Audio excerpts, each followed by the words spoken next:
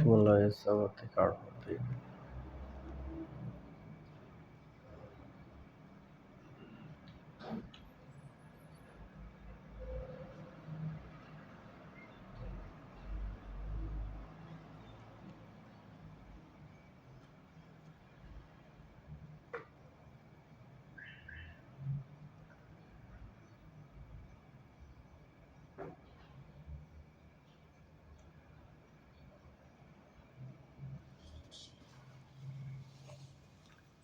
શ્રી કુંદ આચાર્યદેવ વિરચિત નિયમ સારજી પરમાગમ. એમાં આપણે ક્યાં લેશું, શું લેશું, આજે અત્યારના શું લેશું, ક્યાં સુધી આપણે પહોંચ્યા હતા? હવે જે આપણને 3 વિષય આપ્યા હતા એમાંથી પહેલી કોની વાત આવી હતી? આપતા. અને આપતાનો 2 રીતે વ્યાખ્યા કરી. કઈ 2 રીતે કરી? 18 દોષથી રહિત છે અને પછી કેવા છે? એ 7મી ગાથામાં બધા રહી છે અને જ્ઞાન દર્શન વૈભવથી સહિત છે અને એનાથી વિપરીત હોય એ પરમાત્મા નથી. પછી 8મામાં તો એમની વાણી કેવી છે એ વિષય આપણને આવે છે.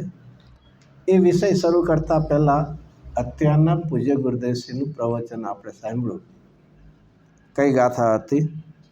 96 નંબરની ગાથા, 96. કે એમાં બધાને તો સમજાઈ ગયું હોય તો સારી વાત છે, પણ કંઈ પ્રશ્ન ન થાય ને. આજ શું ભાવના કઈ કરવાની કીધી? કોને? અને એ પણ કોને કીધી? પહેલાં તે કોને કીધી? પહેલી ટીકામાં પહેલી લાઈન છે, અનંત ચતુષ્ટાયાત્મક નિજ આત્માની છે ને. અને એની ભાવના ધ્યાન એની પણ કોને પહેલાં કીધું છે? પરમ તત્વજ્ઞાનની જીવને શિખામણ. અહીંયા પરમ તત્વજ્ઞાની એટલે કોણ? કેવડી ભગવાન લેશું તો આપણે લેશું, આપણે લેશું. અરે મુનિરાજ છે એને પણ કહે છે કે હવે અપૂર્ણતામાં રહેતો નહીં. શું છે? આપણને જરૂર આશ્ચર્ય લાગે એવું છે. ચાલો, ત્રિકાળી સ્વભાવ તો છે અહીંયા એવો. ગુરુદેવ કે ના, એની વાત નથી. એની નિશ્ચય ભાવના તો પછી આવશે. અત્યાર સુધી કોની ભાવના ચાલતી હતી? પર્યાયમાં પણ શું નામ એને આપતા હતા? એમાં જ લખેલું. શું શબ્દ આપ્યો છે એમાં? શબ્દ શું છે? શુદ્ધ સદભૂત વ્યવહારથી. એ કોને માટે છે? એ નહીં કોને હોય? સાધક આત્માને. તો અહીંયા ફરીથી આપણી તો વાત જ નથી. અહીંયા તો ક્યાં કરવા જેવું તો આ જ છે, પણ આ તો અહીંયામાં પહોંચી ગયા પછી પણ એક કુંદ આચાર્યદેવ ક્યાં સુધીની વાત છે. ફરીથી ગુરુદેવ શું એમાંથી આખો એક બોજ કલ્પના તો નહીં, હકીકત વિચારવા જેવું છે. આજ ગુરુદેવશ્રી આવો અર્થ ન કર્યો તો આપણે ટીકાને બધું વાંચીને શું કર્યું હોત? જે છદ્મસ્ત છે એમ કે આયા શુદ્ધ સદૂત વ્યવહાર એટલે ત્રિકાળી દ્રવ્યોની વાત નથી, પર્યાયની. અને પર્યાયમાં હું કેવળ જ્ઞાન, કેવળ દેવું છે જો એવું માને તો કેવું કહેવાય? કેવું કહેવાય? હજી સાધક છે એને માને તો શું કહેવાય? નિશ્ચયાભાસી થઈ જાય. તો એની માટેની છે. શું ખુલાસા શું કર્યા ગુરુદેવશ્રીએ આખા? પહેલું તો વિપરીતતાની તો પ્રશ્ન જ નથી. તું અધુરાસમાં પણ રહે નહીં. અને એના માટે શું છે? પછી પ્રશ્ન પણ આવ્યો ને, આવી ભાવના કેવી રીતે કરવી? ભાવિ નહીં ગમતી, કારણ કે હું ભવિષ્યમાં થવાનો છે એટલે એમ નહીં. શું બધું આખું બહુ જ, અરે એક આખો ભાવ શેના ઉપરથી લીધો કે વર્તમાનમાં અધુરાસ્ય અને ભાવિમાં થવું. પણ અહીંયા એવું જોર લાવજે કે વચ્ચેનો કાળ છે એ ગૌણ કરીને વર્તમાનમાં હું આવું છું. શું આખી છે? વિપરીતતાની. મારે હવે અપૂર્ણતામાં પણ રહેવું નથી. આ એવી ભાવના કરવા માટે વર્તમાનમાં હું જાણે પર્યાયમાં પણ છું એવી રીતે એક ભાવના કરવાની છે. સીધું જો વાંચવા બેસું તો આપણને એમ લાગશે તો આ તો બધું કોને કહેવાય? આવું પર્યાયમાં તો હજી મતિશ્રુત જ્ઞાન છે.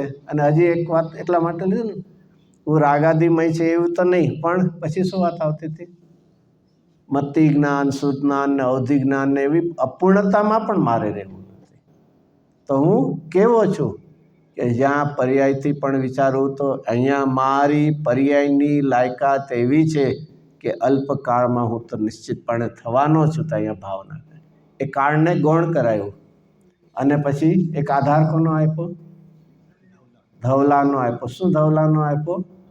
કે જ્ઞાનીનું, અહીંયા મુનિરાજ પણ લઈ, પરમ તત્વજ્ઞાની એટલે મુનિરાજ ઉત્કર્ષ છે કે મુનિરાજ કે જ્ઞાની હો એનું જે મતિશ્રુત સમ્યક જ્ઞાન છે ભલે અધૂરું છે પણ શું છે? બોલાવે છે. કોને બોલાવે છે?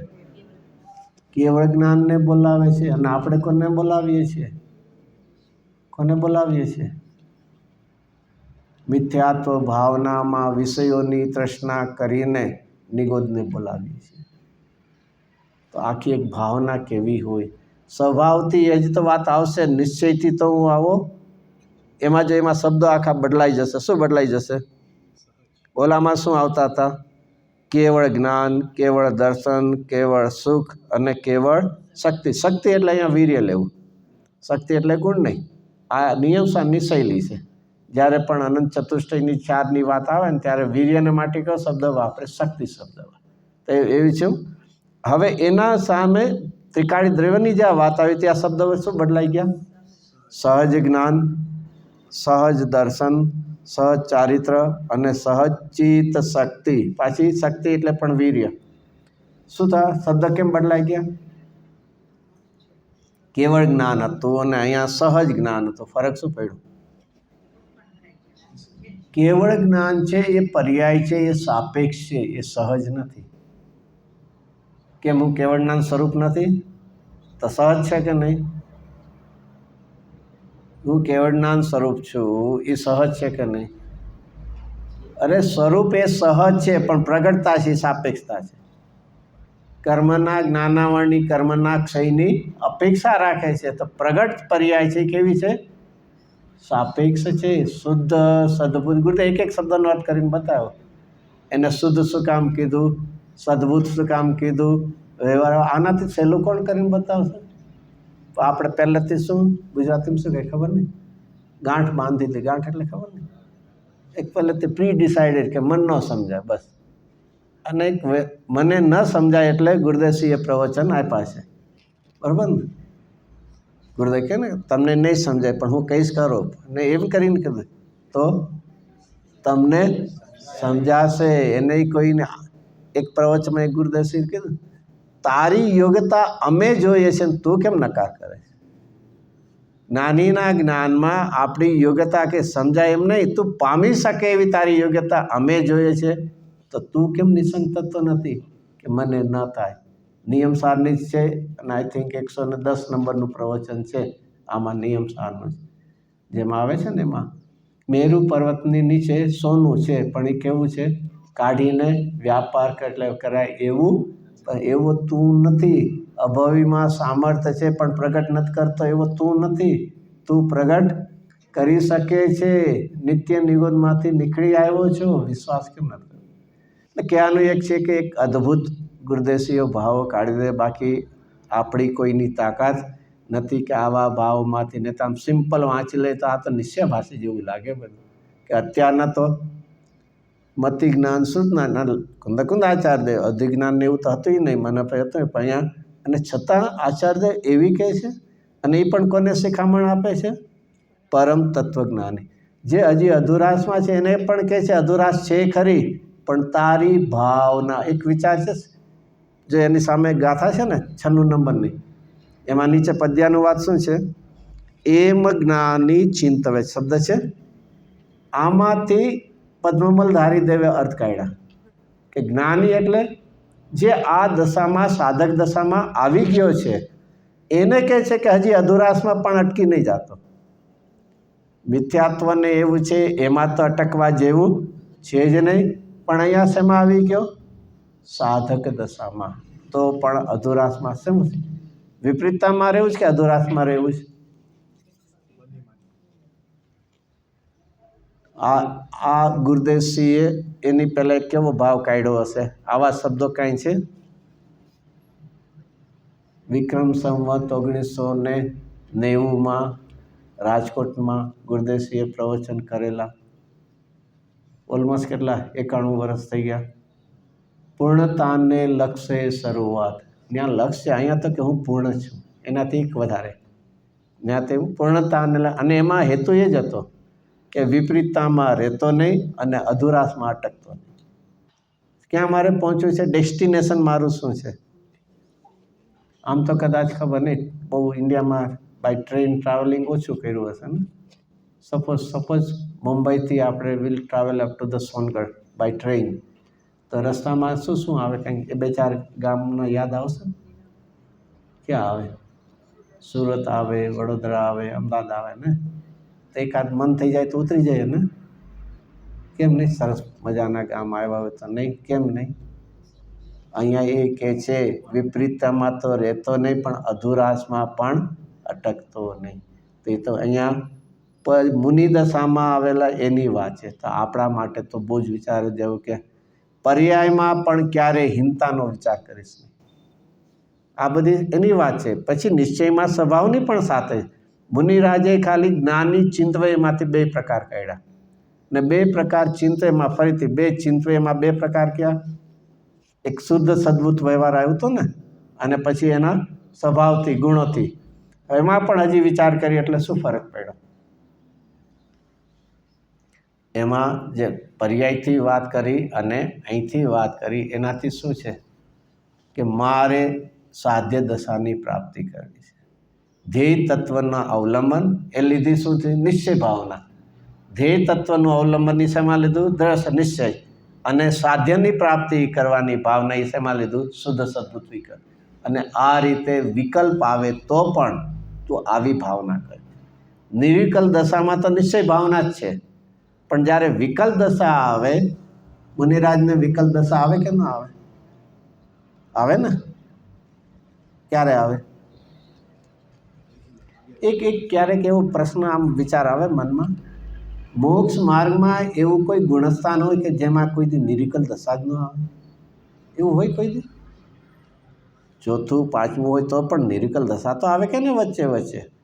તો સાધક દશાના જે છે ગુણસ્થાનો, એમાં એવું કોઈ ગુણસ્થાન હોય એમાં કોઈ દી શુદ્ધોપયોગ જ ન થાય? એવું તો ન હોય ને. ભાઈ 6થું ગુણસ્થાન એવું છે કે એમાં શુદ્ધોપયોગ હોય જ નહીં, અને શુદ્ધોપયોગ થશે 7મું. તો એમાં પણ કહે છે જો એમાં પણ તું કોની ભાવના કરજે?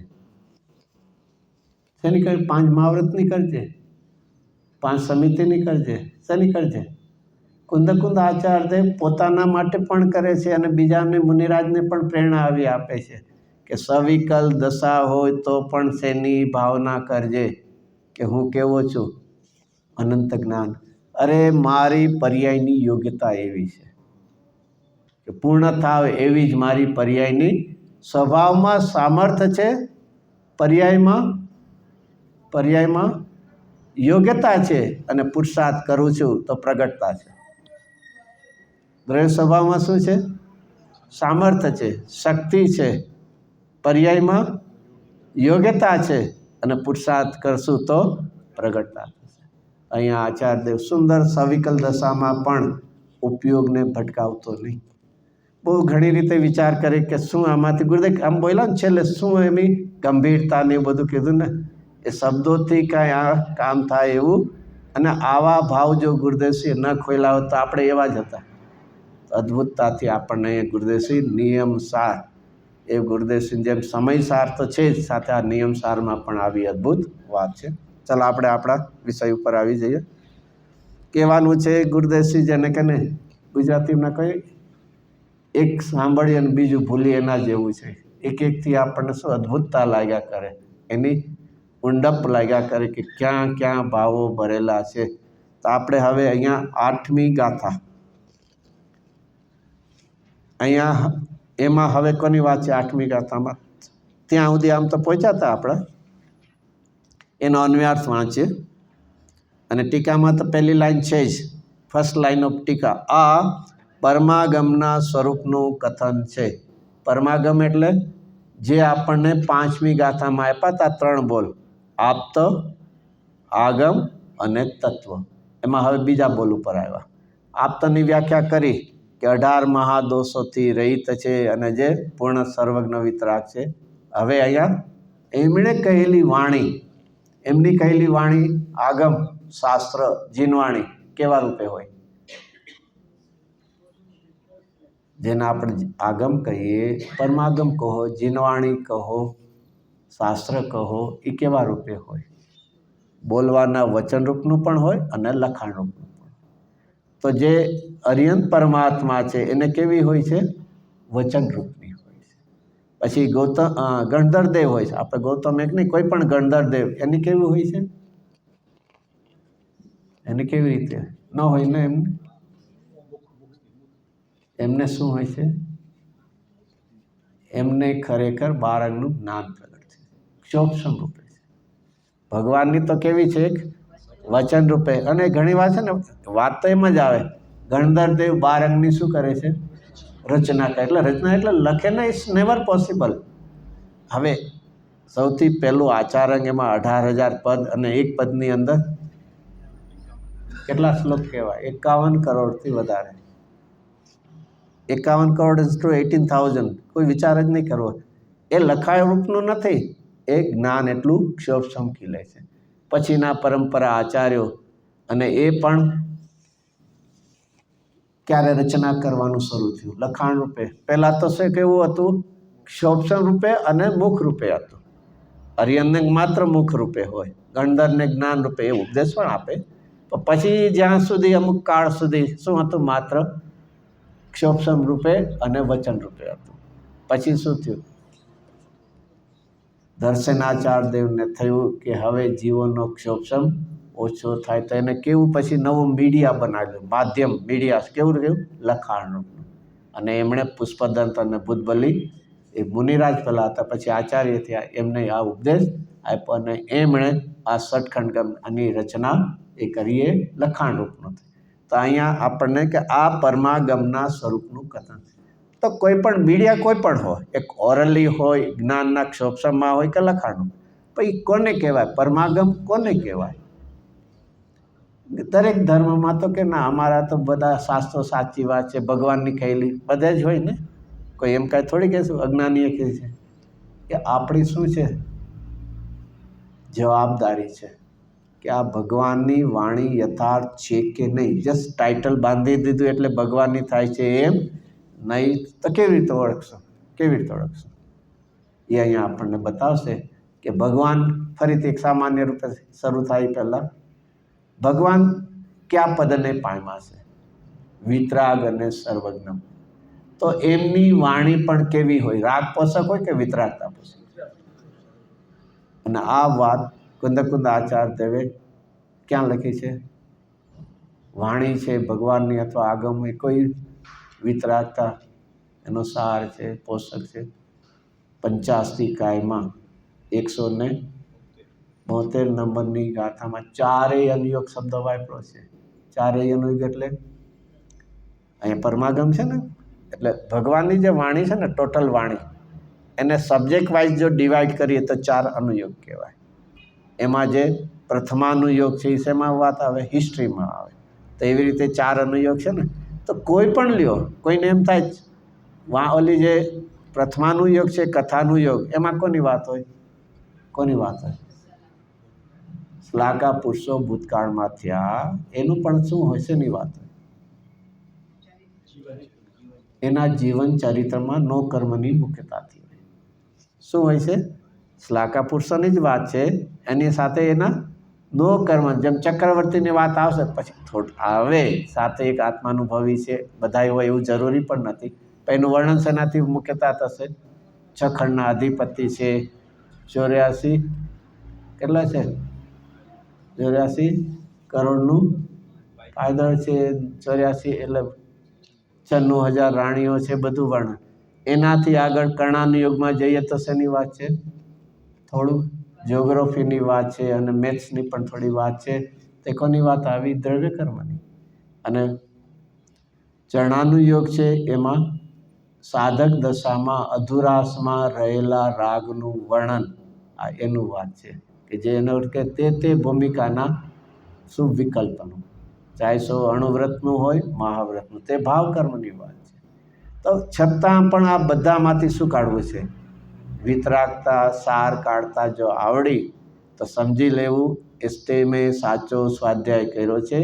અને જે શાસ્ત્રમાં આ વાત આવે વિતરાગતા પોષક સમજી લેવું એ ભગવાનની વાત. તો એ આખું આપણને અહીંયા શું બતાવે છે? પરમાગમનું સ્વરૂપ છે. ગુરુદેવસિંહ પણ એ વાત લેતા હતા. ભગવાન સ્વયં પહેલા વન્સ અપોન એ ટાઈમ કેવા હતા? આપણી જેવા રાગી પણ હતા અને અજ્ઞાન દશામાં. એમણે પછી શું કર્યું? પુરુષાર્થ સાધને શું કર્યું?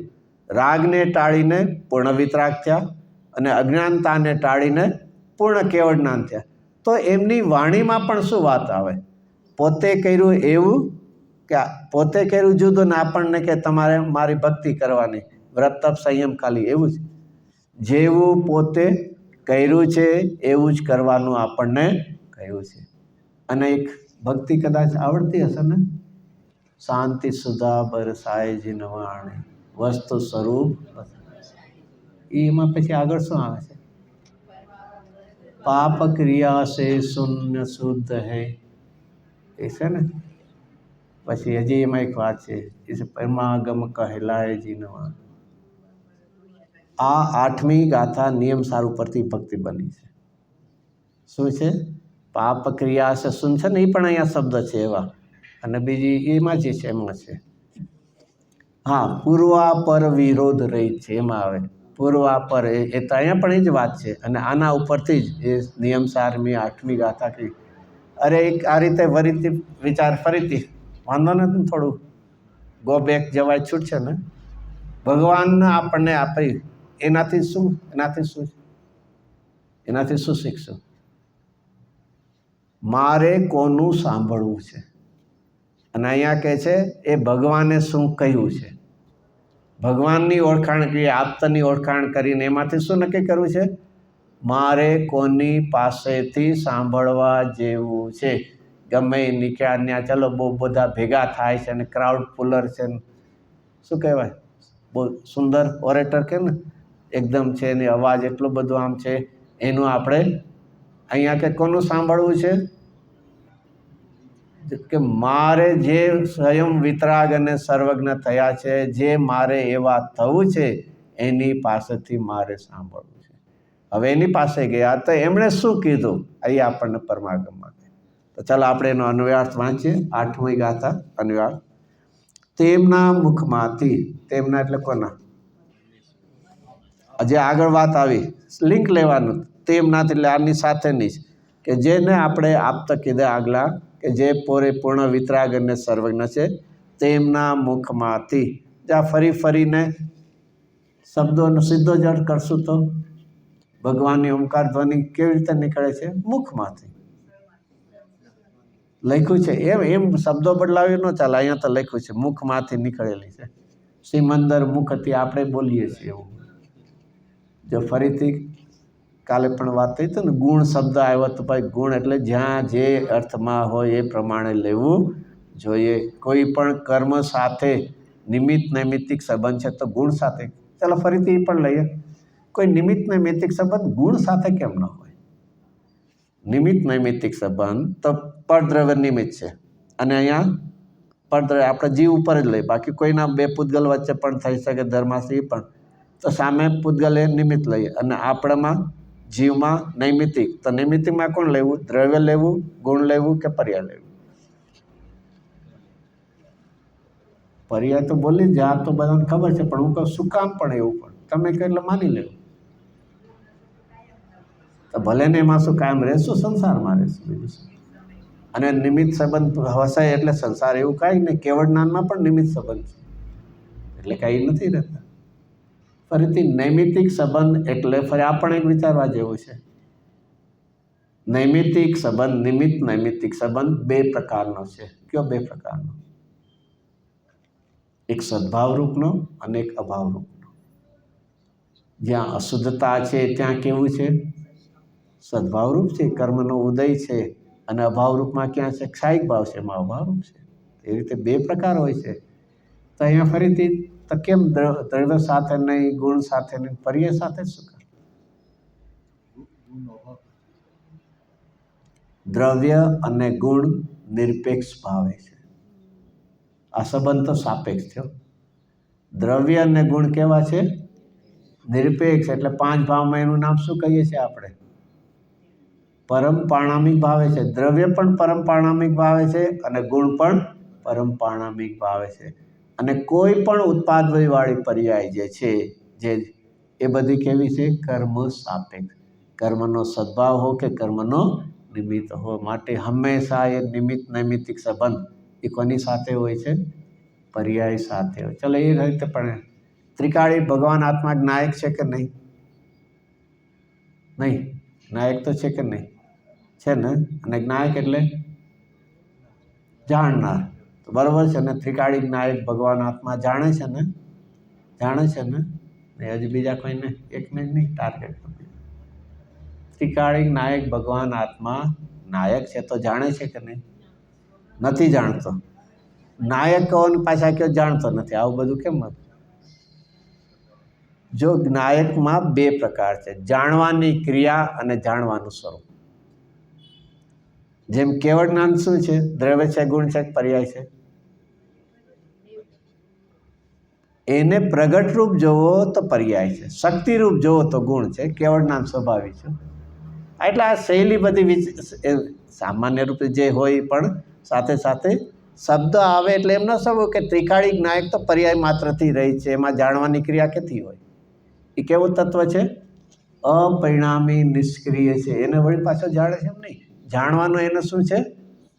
ચાલો એનું વાત લેવી જ છે થોડી. છઠ્ઠી ગાથા બધાને બહુ જ ખબર છે, બધા એમાં કાંઈ કોઈ એક્સપ્લેનેશન નહીં. એમાં આત્માને કેવો કીધો છે? જ્ઞાયક કીધો ને, અસ્થિતિ. નાસ્તિથી કેવો કીધો? પ્રમથથી રહી છે. અને અસ્થિતિ કેવો કીધો? જ્ઞાયક. તો જ્ઞાયક એટલે શું છે? જાણનાર, બધું જાણે જાણે જાણે, એ નામ જ્ઞાયક છે ને. કેમ નહીં? કેમ નહીં? જ્ઞાયકનો અર્થ શું થાય? જે જાણે તેને, જાણવાની ક્રિયા, જે જાણવાનું કામ કરે નામ જ્ઞાયક કહેવાય ને. જો કોઈ આવો અર્થ લે તો પેલું એક વિચારવું, ત્યાં અપ્રમત એટલે શું છે? શું જ્ઞાયક પણ જ્ઞાતા પણ આની પર્યાય, નિર્મળ પર્યાયની વાત છે. તો એનો તો નિષેધ કરે, પાછો કે જાણનાર છે. કેવી છે? તો શું લેવાય? ને જ્ઞાયક એટલે શું? જાણવાના સ્વભાવથી ભરેલો છે, ક્રિયા પર્યાયમાં છે અને શક્તિરૂપ સામર્થ્ય એ દ્રવ્યમાં સાથે અભેદ. ચાલો જ્યાં જે હોય, ચાલો આપણે ત્યાં બહુ લાંબુ ના બધી માથાકોટને એને એક સીધો સાદો કોઈ આમ સિમ્પલ રસ્તો બતાવી દેતો. એક બહુ સિમ્પલ સમ્યક દર્શન ક્યું જોવે છે? ઇઝી જોવે છે, એક વેરી ડિફિકલ્ટ વન જોવે છે? તો કેમ બહારમાં હોય કે ને ભાઈ, ક્રાઇટેરિયા હોય કે ને ભાઈ, અમને ઇઝીએસ્ટ વે દેખાડો, તમારે ડિફિકલ્ટ વે અમારે નથી. સમ્યક દર્શન ક્યું જોવે છે? મહાવિદ્ય ક્ષેત્રનું જોવે છે કે આ ભરત ક્ષેત્રનું જોવે છે? ક્યું જોવે છે? મહાવિદ્યમાં તો સહેલું હોય. મહાવિદ્યમાં તો કોણ હોય? કોણ હોય? સાક્ષાત તીર્થંકર. હંમેશા કોઈમાં કોઈ પ્રશ્ન જ નથી. એની સાથે કોણ હોય?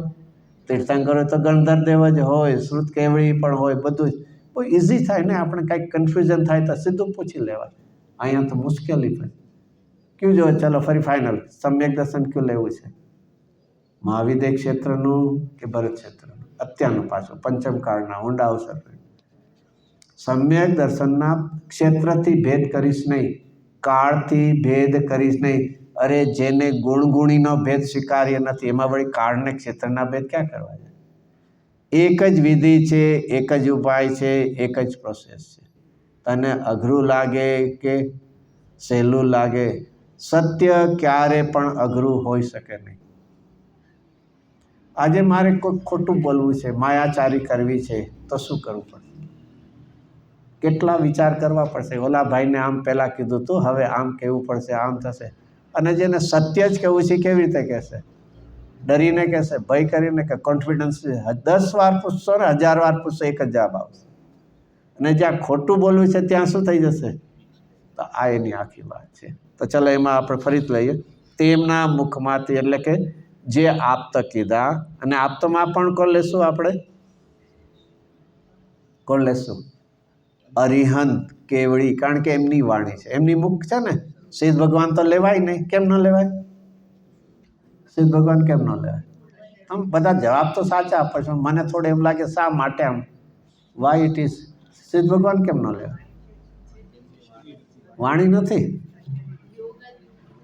યોગ નથી, વાણી નથી, ચાલો હજી કંઈક થોડુંક હવે ઉમેરીને. હવે શરીર જ નથી તો પછી મુખ કમળ કે આખા શરીરમાં ક્યાં પ્રશ્ન છે? શું છે? એટલા માટે અહીંયા કોણ છે કે અર્યંત કેવળી પરમાત્મામાંથી નીકળેલી વાણી. હવે એ વાણી કેવી છે? એમાં બે બોલ લેશે, પૂર્વા પર દોષ રહિત. જો એમાં બે શબ્દ છે, પૂર્વ અને અપર. પૂર્વ એટલે પહેલાં અને અપર એટલે આફ્ટરવર્ડ્સ.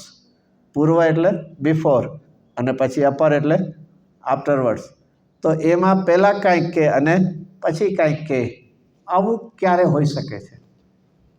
બિફોર કાંઈક કહી દીધું અને પછી આફ્ટરવર્ડ્સ કાંઈક બીજું કે, એવું ક્યારે પોસિબલ? પહેલું તો એક મેમરી લોસ હોય, એવું પણ હોઈ શકે. ઇન્ટેન્શન ન હોય પણ મેમરી લોસ. અને બીજું ક્યારે હોય છે? ઇન્ટેન્શનલી અસત્ય કેવું છે, માયાચારી કરી તો હોઈ શકે છે.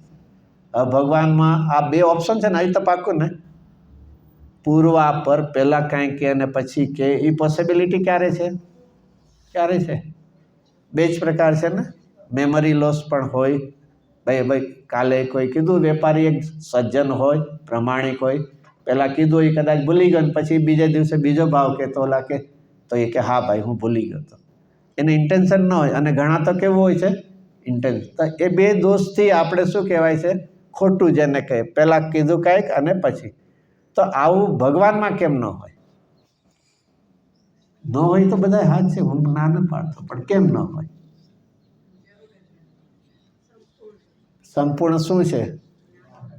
જ્ઞાન સંપૂર્ણ છે એટલે ભૂલવાનો કોઈ પ્રશ્ન નથી. અને વિતરાગ હોવાથી માયાચારી અને અસત્યનો પ્રશ્ન.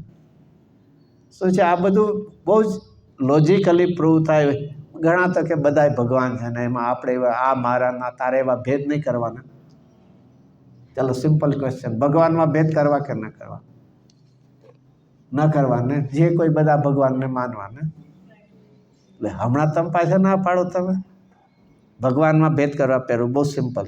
નહીં ને, એટલે જે કોઈ બધા ભગવાન જેને કહેતા હોય બધા માનવાને નહીં. એમાં પાછા ભેદ પાડ્યા. એને કહેવાનું બહુ જ પ્રેમથી, ભગવાન હોવા જોઈએ ને. તું ખાલી ટાઇટલ આપે એટલે ભગવાન ન થઈ જાય. ભગવાન ચોક્કસ અમે માનશું, પણ ભગવાન શું કેવા હોય અહીં આપી દીધું એવા જોઈ લે કે આપ તો છે એ બધા દોષોથી રહિત છે અને પોતાના સ્વભાવની જેને પૂર્ણતા થઈ છે એવા હશે ચોક્કસ માનશું. But just given the title ઉપરથી કાંઈ કામ નથી. ગુરુદેવસિંહનું શું દ્રષ્ટાંત? ગુરુદેવસિંહના દ્રષ્ટાંત તો યાદ હશે ને, ભલે સિદ્ધાંત ભૂલી જતા. શું દ્રષ્ટાંત આપતા? એક શું કહે, બરણી કહે, કાચની હોય ને, શું કહે ને, જે કહેતા હોય બરણી, સમજે ને, કે જે કેરી હોય એમાં અંદર શું ભર્યું હોય? કાળી જીરી. કાળી જીરી ખબર છે? કડવી થોડી કાળી જીરી. અને બાર ટાઇટલમાં સરસ અક્ષરમાં શું લખી નાખીએ? સુગર. તો અંદરની કાળી જીરી કેવી થઈ જાય? ગળી થઈ જાય. આવું પ્રેક્ટિકલ નહીં કર્યું એટલે ખબર ન હોય ને. કાળી જીરી અંદર ભરી હોય અને બહાર શું ટાઇટલ લખવાનું? સુગર. સાકર લખીએ તો કેટલી ઘડી થાય? થોડી ઘણી તો ફરક પડે કે નહીં? લખ્યું છે બહાર, લખેલું છે. અરે એમ ભગવાન ટાઇટલ દેવાથી, શબ્દ વાપરવાથી ભગવાનના ગુણ જોશે. તો અહીંયા એવા ભગવાન હશે એની વાણી. તો એ વાણી કેવી છે? પૂર્વા પર દોષ રહી છે. પહેલાં કાંઈક કે અને પછી કાંઈક કે, એવું ભગવાનમાં ક્યારેય હોતું નથી. એવું ન આવે, પરસ્પર વિરુદ્ધ ન આવે. ચલો ભગવાનની વાણીમાં શું આવે? આત્મા નિત્ય છે એવું આવે કે ના આવે? પછી ભગવાનની વાણીમાં આત્મા અનિત્ય છે એવું આવે કે ના આવે? એવું ન આવે. ભલે સહજ આવે, પણ બે આવે કે નહીં? એકવાર આવે ભગવાનની વાણીમાં કે આત્મા નિત્ય છે, પછી ભગવાનની વાણીમાં શું આવે? આત્મા. તો આવ્યું ને, પરસ્પર વિરુદ્ધ આવ્યું કે નહીં? કેમ? નિત્ય અનિત્યમાં વિરોધ નથી. તો પછી વિરોધ તો આવ્યો અહીંયા કે પૂર્વા પર વિરોધ રહી છે. શું લખ્યું છે કે ને? પૂર્વા પર દોષ એટલે આગળ એટલે પહેલા અને પાછળ એટલે આફ્ટર. વિરોધ રહિત છે. અરે ભાઈ ભગવાને એ બે વાત કરી છે, પણ એમાં તને કંઈ શબ્દ સમજાણો કે આત્મા દ્રવ્યથી નિત્ય છે ને પર્યાયથી અનિત્ય સાથે જોડાયેલું છે? તે ખાલી એટલું જ સાંભળી લે તારો દોષ છે. ક્યારે પણ ભગવાનની વાણીમાં પરસ્પર વિરુદ્ધ હોઈ શકે, અને વિરુદ્ધ હશે તો ભગવાનની તું અપેક્ષા સમજતો નથી, એ તારો દોષ છે. કોકનું અડધું સાંભળીને ભાગી જાય તો શું થાય? તો અહીંયા આખું ભગવાનને આ રીતે ચલો આ રીતે બહુ સુંદર આમાં ગુરુદર્શિત ઘણા અર્થ કરે કે ચોથો આરો હોય એમાં મોક્ષ શેનાથી થાય? વિતરાગતાથી. અને પંચમ આરો આવે તો મોક્ષ શેનાથી થાય? શુભ રાગથી. કેમ કાળ બદલે એમ બધું બદલે કે નહીં? As the time goes on all everything change થાય કે નહીં? નહીં. કેમ પહેલાં હતું કાંઈ ટીવી નહોતું, ફ્રીજ નહોતું, નાતે હવે બધું છે કે નહીં? ડ્રેસ ને લેંગ્વેજ ને બધું કેટલું બધું ચેન્જ થયું. ઓવર ધ પીરિયડ ચેન્જ થાય કે નહીં? એવરીથિંગ ગોઝ ચેન્જિંગ ને એ નહીં, પણ બીજું બધું તો થાય કે નહીં? તો ભગવાનની વાણી પણ થોડી ચેન્જ થાય કે ચોથો વારો આવશે ત્યારે વિતરાગતાથી થાય. નહીં, એવું નહીં. જીવનમાં આ વાત ફરી ફરીને આખું દુનિયાથી આ જૈન દર્શન જુદું છે. જૈન દર્શન વસ્તુના સ્વભાવ સુધી પહોંચે છે અને જગત આખું સંયોગ સુધી પહોંચે. તો સંયોગ તો ઉદયાધીન છે, બદલાયા કરશે, પણ સ્વભાવ ગમે ત્યારે સાકર નહીં, ગમે તેની કાળીજીરી સાથે રાખો તો સાકર કેવી રહેવાની છે? ગળી જ રહેવાની છે. તો અહીંયા વસ્તુનો સ્વભાવ જો બદલતો નથી તો વસ્તુ સ્વભાવને બતાવનાર જૈન દર્શન પણ બદલતું નથી. એનામાં કોઈ ફેરફાર આવતો નથી. ચાહે સો ઋષભદેવ ભગવાને કીધું, ચાહે સો મહાવીર ભગવાન, બે વચ્ચે ટાઈમ ગેપ કેટલો હતો? ઋષભદેવ ભગવાન અને મહાવીર ભગવાન બે વચ્ચે ટાઈમ ગેપ 1 કરોડા સાગરોપમ. It's not a small period. અને છતાં બેની વાત એક કેમ આવી? એક જ કેમ આવે? સ્વભાવથી વાત છે. તે અહીંયા આપણને કે વિરોધ રહી છે એક વાત, અને શુદ્ધ છે. શુદ્ધ છે એટલે અહીંયા આમાં આવ્યું છે પાપ ક્રિયાથી શૂન્ય માટે શુદ્ધ છે. પદ્મમલધારી દેવો હતો. અહીંયા શુદ્ધ છે એટલે કે જ્યાં ક્યારે પણ રાગનું શું નથી? પોષણ નથી. કદાચ હજી એમાંથી કરવાપણું તો નથી, કરાવવાપણું તો નથી, અનુમોદના પણ નથી. છે એનું બતાવશે ખરું. જે ચરણાનું યોગ છે એ બતાવશે, તે ભૂમિકાને શું બતાવશે? રાગને. કે નિયમથી પંચામ ગુણસ્થાન હશે તો અણુવ્રતના જ પરિણામ હશે, અને મુનિદશા હશે તો મહાવ્રતના, પણ ક્યાંય એની અનુમોદના હશે નહીં. આ છે એનું નામ શુદ્ધ છે. અને અનુમોદના કરવાથી નહીં, કાયાથી નહીં, વચનથી નહીં, અને મનથી પણ. કારણ કે સ્વયં જે મુનિરાજ છે એ બધા કેવા હોય છે? મહાવ્રતધારી હોય છે. એમાં ક્યાંય પણ અનુમોદના 9 પ્રકારે વિપરીતપણામાં ક્યારેય હોઈ શકે નહીં. તો એ વાણી કેવી છે? ભગવાનની વાણી એક તો પૂર્વાપર વિરોધ રહિત છે, અને બીજી કેવી છે? શુદ્ધ છે, જેમાં ક્યારે પણ રાગ કરવાની વાત આવતી નથી. તો રાગ સ્વયં કેવો છે? ફરીથી કાલ આપણે વાત લીધી હતી, કાલ કંઈક રાગની વાત લીધી હતી ને, સાંજને ભૂલી જવાય ને, આટલા બધા એટલીસ્ટ 12 કલાક તો થઈ ગયા ને. સમાધિ તંત્રમાં ભગવાનના નામ હતા ને, એમાં બધા શુદ્ધ નામ હતા, વિમલ નિર્મલ નામ હતું ને. તો એમાં રાગ કેવો છે? સમયસારની 72 ગાથામાં કેવો કીધો છે? અશુચિ કીધો છે, મલિન કીધો છે. તો જો પોતે રાગ પોતે મલિન છે તો વિતરાગના વાણીમાં એની અનુમોદના કેમ હોય? શુદ્ધપણે પરમેલા પરમાત્માને, વિતરાગ રૂપે પરમેલા પરમાત્માની વાણીમાં જેને છોડ્યું છે એની વળી અનુમોદના કેમ હોય? તો અહીંયા પાપ ક્રિયાથી રહિત છે. તેને આગમ કહેલ છે. કોણ આમ કહે છે આપણને? આચાર્ય દેવ. ક્યાં આચાર્ય દેવ?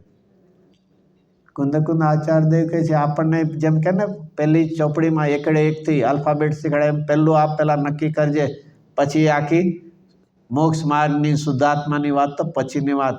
હજી આમાં પણ ઠેકાણા ન હોય. ઘણા ગુરુદેવ છે આમાં પણ અમને શું ખબર, અમને તો જે કીધું માની લીધું. એ બહુ સારી વાત છે. આર્ગ્યુમેન્ટ તો બધા ઘણાને આપે ને, એના એક દ્રષ્ટાંત ગુરુદેવ બહુ આપે. કોઈ માણસ હતો, એક ચિઠ્ઠી લઈને આવ્યો ઘરે કે તમારા ઓફિસેથી ત્યાં 5000 મંગાવ્યા છે. તો એ ચિઠ્ઠી આવી એટલે 5000 આપણે આપી દઈએ, બરાબર ને?